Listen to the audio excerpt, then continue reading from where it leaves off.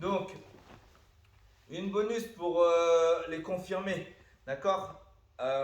Moi, à la salle, j'aime beaucoup attaquer les jambes. Donc, j'autorise les clés de genoux pour les gens qui ne sont pas débutants. Les premières années, je leur donne pas le droit de les faire en combat, mais je leur montre quand même. Parce que comme ça, en connaissant la technique, c'est plus facile pour eux de défendre et de mieux s'en sortir sur ça. Ok, donc là, c'est pareil, c'est sur un Nishin. Je vais mettre la pression sur lui. Ok, avec ma main, discrètement, je vais aller chercher son talon. Après, je changerai l'angle. Hein, ok. Là, je mets la pression et souvent ça repousse. Son Nishin, voilà, il est fort. Ensuite, mon pied. Je prends un pied avec ma main, je mets la pression. Mon pied, il va venir dans le cropo-puté. Ici. Une fois que je suis là, je vais venir sauter. Et le pied, le petit détail, c'est pour ça que je le dis, il n'est pas autorisé sur la plupart des fédés, c'est que je viens croiser extérieur, intérieur. Valide que ADCC ou marron ou ceinture noire adulte, ok? Ou grappling industrie confirmé. Une fois que je suis ici, je vais chercher les orteils. Déjà, encore une fois que je suis là, mon épaule pousse vers le bas et je monte légèrement. Ok, mon épaule pousse sur ces talons et je remonte cette partie-là. Important, cette main-là, elle fixe sa jambe. D'accord, elle n'est pas dans le vide. L'avant-bras, il fixe sa jambe.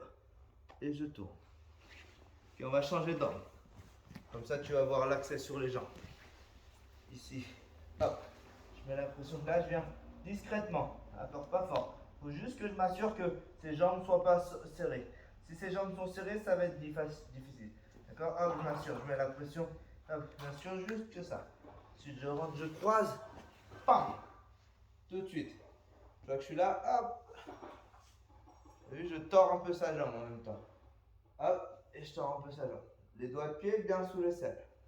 J'aspire. Hop. L'épaule pousse. Et je grimpe. Voilà, donc ça c'est bonus pour les confirmer. Ok. Bien rappeler que les clés de talon sont autorisées que sous certaines fédés. Ok. Et vraiment faire attention quand on les place à l'entraînement. Il faut laisser le temps au partenaire de taper et comment prendre le temps d'attaquer. Le partenaire aussi, il doit savoir qu'il ne doit pas rouler dans tous les sens parce que les genoux, ils peuvent partir vite. Ok. Juste un petit truc que je voulais te faire part, c'est que nous, depuis cette saison, on porte les ceintures en grappling. C'est pas pour faire une imitation à la lutte à livre, c'est vraiment parce que j'ai vu et j'ai réfléchi sur ça. En fait, quand tu arrives dans une salle, déjà, quand les extérieurs passent, ça permet d'avoir. Moi, j'ai eu le cas, il y a des gens une personne qui venait du karaté par exemple, qui m'a dit ok, du coup, les ceintures, ça représente quoi? Et on était en nogi. Du coup, j'ai pu lui expliquer. Mais si on arrive sur une salle, il n'y a pas de ceinture, c'est difficile à expliquer. Deuxième raison, quand tu as des nouveaux, s'ils ont des choses à demander, chez vers qui ils vont? Le professeur, oui. Mais toi, des fois, tu n'as pas le temps, tu es occupé avec un élève, ils vont vers le gradé. Ensuite, quand ton intensité de sparring, tu tournes pas pareil avec quelqu'un qui est ceinture blanche, que ceinture bleue, que violette, etc. Donc c'est pour ça, c'est pour toutes ces petites raisons que j'ai mis les ceintures en grappling. Après, comme je dis, j'impose jamais rien.